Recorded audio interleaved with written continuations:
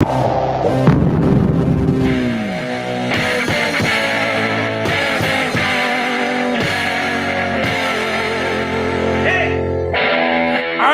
in to the postgame show here. Michigan basketball. Michigan wins it 83-64. Dennis Fithian along with Jim Scarcelli. Jim, Michigan comes out and they get Hunter Dickinson back, and they're up 19 at let's check that 20 at the half, and they cruise to the 83-64 victory. How you doing? What are your thoughts? Defense keeps getting better. We defended real well. Maryland is not a great team, but they're a Big Ten team. They got some big-time players. They've been struggling shooting, but a lot of that had to do with our defense. Diabate is a real good defensive player, especially on that low block. But getting Hunter back in the game, I think it helps our confidence. It changes a lot. Because him on that low block, I love what they're doing with when they get the ball to Hunter. Let's start with Hunter on the low block, Diabate on the other side. So if they double, he kicks it to them, or we have shooters. But there's a lot of good things going on, Denny. The fans were believing in Michigan. They were a factor. They're loud. They're cheering on their classmates, and that's a lot of good things happening out there tonight. Yeah, you end up looking at the box score. There's some things that jump out to you. And a guy that had been struggling, Caleb Houston, had a nice night from the floor, 6 of 7 and 3 of 4 from downtown. But really, it was the return of Hunter Dickinson. I mean, you get the big man out there.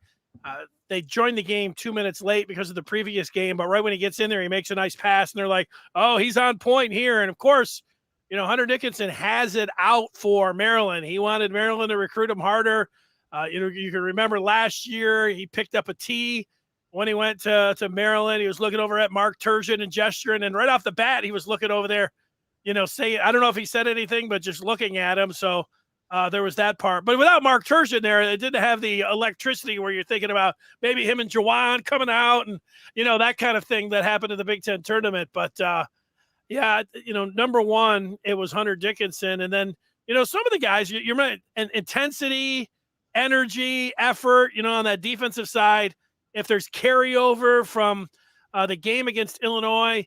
And then I think they took the pressure off of Caleb Houston a little bit. It's like, look, we don't have to run everything through him, or we're not really depending on him. Just let him be an option, but not one of the top options. The top option is going to be Hunter Dickinson, and let some of the other guys, cast away from outside, including Devontae Jones, who's coming along a little bit better and elevating his game. Those two things are the the things that jump out to me.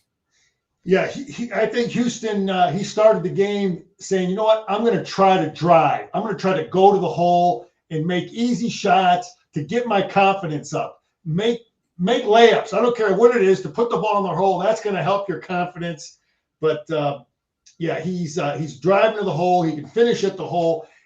He made it's one thing to make the shots when you're up 20, but he's got to get the confidence where he can make the shots when we're in those tight games. But yes, he did shoot the ball great. He's got to feel good about his performance tonight. Yeah, Jones was outstanding. Jones is a solid 3-point threat for us. He needs a long time to shoot the ball, though. He has a slow release. It is what it is, but he's accurate when he gets time. And he's been finishing good at the basket. Yeah, I thought Jones was solid. He's a smart. I think our guard play is good, man. Frankie Collins is that kid can finish at the rim, man. What an athlete! They're throwing lobs to the kid, man. That's how much of a ability that kid has to jump. But a lot of good things from Collins also. He's got. Let me jump in on Collins, because I thought that he made the most pivotal play, and you mentioned it there. Now, it ended up being one of the highlights of the year. I think Moussa Diabate early on, when he had a steal and he went down, I'm talking about it the season as the highlight of the year, and went down for a slam. It was a great sequence. But if it wasn't for that, the lob that Eli Brooks threw to Frankie Collins, and Frankie Collins ended up, finishing. He didn't throw it down, but, he was up there and was able to get it down. Michigan, the lead had been cut to 13. at that point. And so, a game that looked like it was going to be a laugher, up, 20 at the break, 21 in the first half, it gets down to 13. That one doesn't go in. You're getting close to single digits and everything else. But yeah, I thought that one, and Frankie had one, another drive where, he was able to finish, flying down the middle. I mean, to be able to keep his dribble and then be fearless in the lane and being able to finish, that's impressive. Now, he also shot two of the worst 3-pointers I've ever seen. One hit the shot clock and it was wide open, and he didn't even draw. I don't know how big the glass would have to been, but he missed it, I think, by 6 feet, off to the right. So I don't know what's going on there, but as far as you'd say, hey, who's a fan favorite, I see people on Twitter like Frankie Collins should be starting. And I know at the beginning of the year, I was thinking okay, I understand what people are saying a little bit here, but he is a fan favorite. He has electricity to his game. So, there is that part when it comes down to it. Yeah, but he is a heck of an athlete. I said when I saw him in high school, I said, that's the next Carson Edwards, because I thought he had that kind of athletic ability, but he's got to work on his shooting. And I think what's happening with his shooting, I heard Phil Martelli say in one of his interviews that they were trying to change some of his technique in his shooting. And I think that's why you're seeing some of those struggles, because he's probably trying to do something he's never done before. But I thought Diabate was awesome today. The kid is just a hustler, man. He's constantly stirring things up, keeping the ball alive, getting second shots. He's a rim protector like crazy. Hunter will defend the rim a little bit, but Diabate is a real rim protector, keeps the ball alive. I still question some shooting the 3-point shot. Maybe one a game. I don't know what Juwan allows them, but it's still. But his low post game, Denny, is solid. Juwan does a great job on the Michigan coaches with Hunter and Diabate. Their low post repertoire, the amount of moves they have when they get the ball, it's amazing. It's long and it's deep. And Hunter was showing all kinds of stuff tonight, and Diabate's doing that too. I would hate to have to cover those guys because there's so many different moves they got. And but I was really happy with watching the low post offense, and that's from coaching. So that's a compliment to our coaches. Yeah, maybe another coaching move and a strategy. It was implemented a little bit tonight, and it had to do with Caleb Houston. And they have the starting front line of Dickinson, Diabate, and Caleb Houston out there. But when Diabate came out, they had Caleb Houston at the 4.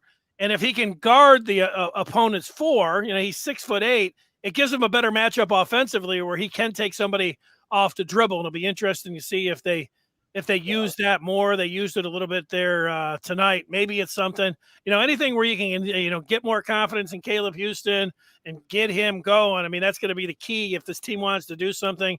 I think you made a good point. Like when you're struggling with your shot, what do? Go get some easy ones, put it on the floor. Yeah. He did do a little bit of that. He gets on the baseline sometimes, like you see freshmen will do sometimes, leaving his feet a little bit early and, things like that. But, those are things that you can get with time. It's that confidence and that stroke from outside. If they can get that going, they've got some really tough road games coming up, including Indiana, Michigan State, and Purdue, but they got some manageable games there at home, including their next one against Northwestern. So it's just good to see them get a win. They had been struggling and players out of the lineup and all of this, and getting just a full team back and being able to get a win under your belt. If you're a Michigan basketball fan, it just feels good. Yeah, just to get their confidence and get that going. And Indiana will be tough. Indiana's good. That's a tough place to play. Brandon Johns was on the bench. I don't. Did you hear anything about what the status? He didn't play. I don't know if he's not back physically, but he didn't play at all. Again, Danny, I just got defense. People have talked about effort. I don't think effort has been our problem on defense at all. I think it's just learning where to be, how to communicate, and in positioning and talking, and I think we've gotten much better at that defensively, is communicating and being in the right spot on our switches, on our rotations, and it was really good to see tonight. And I thought Diabate was outstanding, and even Robbie Hummel commented on it too, because Maryland had one of them guys that was a really good low post, had a bunch of moves, and Diabate was not biting on any of it. And that's coaching too, and that's the kid taking coaching. But again, I just want to keep hammering defense. That was really, really good tonight. Yeah, I think the one thing about defense is they had 3 straight games where they had 2 guys that just went off. And, you credit the first time it was against Minnesota that came in. Remember, Michigan was a big favorite in that. And their 2 guys just went nuts. I mean, the way they were shooting it from the floor. And then you're like, okay, Michigan, you got to be able to guard. It was Jamison, Battle, and Peyton Willis. I mean, those guys just they couldn't be stopped. And then you're saying, okay, well, you got to work on that. Well, then it was Central Florida. It was the same thing. The Darian Green and then Mahan going for 27 and 26. I mean, it was like, lightning striking twice. And then Rutgers was the same thing. Geo Baker and Ron Harper. Now, all those guys are good players, but, if you're going to win games, being able to lock those guys down, I think that's where the defensive part came from. But you're right. You go back to Illinois on Friday night, and, they're shorthanded and everything. There definitely was a scrappiness or an energy to just, dial it in defensively. And, you did feel a little bit of that tonight watching them play against Maryland. But, you got to do that consistently before I'm ready to, be able to, against Northwestern, they might be able to do that. But don't have 2 guys go off when you're playing Michigan State. I don't know. That's the thing, the defense bring the intensity and energy that you did these last 2 games, regardless of who you're playing. And, you go back in those 3 games where those 2 guys were going nuts. But then we got to do what teams are doing against us. If you play Michigan, you start with Hunter and Brooks. You start with those 2 guys. You got to, shut them down, slow them down. You make Terrence Williams beat you. You make Caleb Houston beat you. You make other guys. You don't let the veteran guys beat you. And that's what we did tonight. I think we really slowed down their best guy. Speaking of Brooks, I said this before. I just got to say it again. I think he doesn't get enough shots to really get in a rhythm at the 3-point line. I think he's been an okay shooter this year at the 3-point line and scoring in general. But I think he gets so much attention from the opposing defenses that it just keeps him from really getting in a rhythm. Yeah, I hear you on that, and that's where Devontae Jones. There was the one part and it all kind of feeds off of it, of one another. I mean, the defense, and then you get down if they're going down to Hunter, and he's making some of his shots, he's hitting his hook. Well, then they're digging down on him a little bit. Then he's kicking out, and if Devontae Jones is hitting, well, then the other guy's helping out, leaving Eli Brooks, and then he can shoot. And then if both Brooks and Devontae Jones are hitting him, well, then they're kicking it around the wheel. And oh yeah, there's Caleb Houston who's standing there all alone in the corner, and he can shoot it. All of that stuff, you know how it is with the team. You got to have all those levers in the right spot.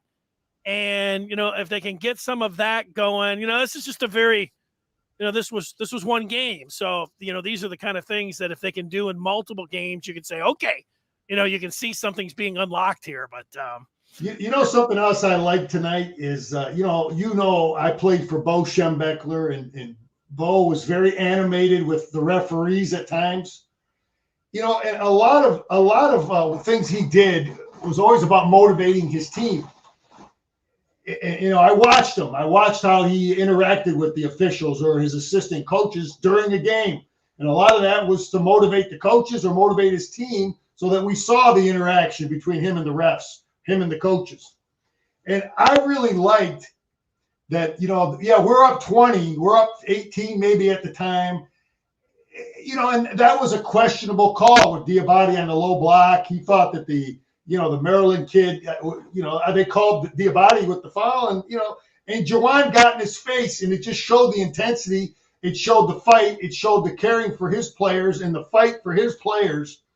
And his team saw that. The assistant coaches saw that. The players see that. They feel that. They know that. And they want to fight like hell for that guy who's going to fight for him. Now, I think part of Juwan's strategy may have been to show that and demonstrate that, because he knew the game was well in hand. And, that's a time to do that. A good, smart coach will take advantage of that opportunity. But I like seeing it. I think it's good. I think it sends a message to your team. I don't care if we're up 20 and there's 4 minutes left.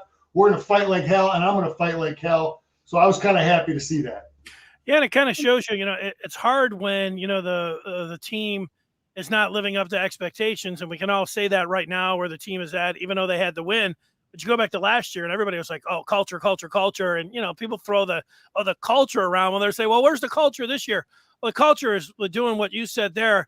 And you could see it in the players. It was Frankie Collins like, hey, coach, we got your back. And then it was Hunter Dickinson like, all right, coach, that sort of interaction with your players there, you're right. I mean, that can go a long way. And that's the thing with Caleb Houston. I mean, he was in a horrendous slump, people talking about, him going pro, are you crazy? And then, but you stay with them as a staff and they've been around the block so many times that, they're not going to panic. They're going to put him in the best spot they can to just try to get him, back on his feet and contribute. And I think we see, we saw a little bit of that. And, that's the part where it's coaching, coaching, chemistry, culture. I mean, all those things that, so you can lump all that stuff in together. But yeah, I'm with you on that. At times, and it's interesting because it was last year, the Big Ten tournament. That's where, Juwan will never, if he coaches, 10, 20 years at Michigan, he's not going to be running around the opposite free throw line going after a coach, getting held back by 4 guys. I mean, he'll probably never do that again. I mean, I wouldn't think so. Tonight, when he goes off, it is calculated. Most of the time it is calculated. Last year in the Big Ten tournament, whatever Turgeon said about there's no banners or anything up there, I know after the season, everybody was circling and underlining, this game. Couldn't wait to see these two back out there, at least from a fan and media perspective. And I know that stuff gets a lot overblown. It probably wouldn't have been any of that, but too bad old Turgeon, wasn't there on the sideline. Although giving up the, Danny Manning and the Miracles, it reminded me, I can remember going on spring break as a senior. Wasn't watching much TV. I was out at the beach and everything else, but we did watch Kansas and Oklahoma in the NCAA championship game. I remember my friend was sunburned as a lobster watching Danny Manning, win it for Larry Brown as the head coach of Kansas back then. Yeah, he's Danny's been around. Him and Turgeon played together over there at Kansas, and Turgeon was a good point guard. But yeah, I know as a coach, we just like when you're players may have a guy they want to just they want to beat a certain guy as a player. Coaches have certain guys that you coach against that you want to choke them. You want to kick his butt. Okay, you have a problem with him. Yeah, you shake his hand and you might have small talk, but there's certain guys that you really want to that get under your skin. And maybe Maryland and Turgeon was that guy with Juwan. But just touching back on Caleb, I think coaches told him to start. And let's try to start the drive game. Let's try to go to the hole. And he is a good finisher at the basket. And he's gotten, he had a turnover down there one time, but he's pretty smart at kicking it. He had some really nice passes that were initiated because he took it to the hole and kicked. He drew a block one time. So yeah, that's probably I think that's a big change in his game. I think the coaches have talked about that. And there were just a lot of good things. I really, really like the double low block offense with Hunter and Diabate, because that forces them. If you're going to double Hunter, you got a guy sitting right there that Hunter can just dump it to. So, and if we can make some outside shots, that's a great offensive scheme as we move forward. Good stuff, Scar. I mentioned the schedule. Next week is Northwestern's coming in. Michigan on Sunday. They will go to Bloomington, and they'll play in Assembly Hall. The fabled arena down there. They'll take on Indiana. That's not going to be an easy one. They're going to need everything they got, to take on the Hoosiers there. Overall, not many teams have great success, going into Bloomington. Michigan's, in that category as well. But that would be a nice way to turn things around if somehow they were able to get a W there. You have any final thoughts on this game or looking ahead to this weekend? No, this is a great game, a great win for us. Really a lot of good things going on both sides of the ball. Confidence level is going up. A lot of young guys getting better. And it's coming at a good time. Indiana will be real quick story about Indiana. I was at a Michigan Indiana game as my last year in college, and I remember I was showing around a recruit, and he wanted to go into broadcasting, so I was allowed to go and take the kid into the press conference after the game. And this was when Frieder and Bobby Knight did not like each other. So I'm at the tunnel with this kid, and they're coming off at halftime. The coaches are coming off to the tunnel there, and Bobby Knight, because Frieder was telling the referee to give Knight a technical for something. Bobby Knight called Frieder loud as could be in front of all this whole bunch of people by the tunnel. He called him a no good chicken blank MFer. Awesome. That's what he called him. Real loud. He called him a no good chicken blank MFer. And then but yeah, that was just an interesting story. I mean, he was right in his face. They almost had to be separated at halftime. But that's my little Michigan Indiana story, basketball from back in the day.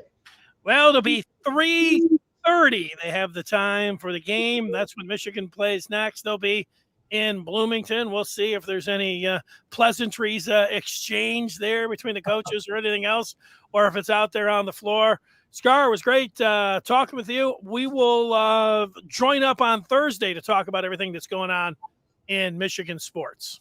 A lot of good stuff. Michigan football Thursday. Go Blue. Big win tonight. There he is. 83-64. Good night, everybody.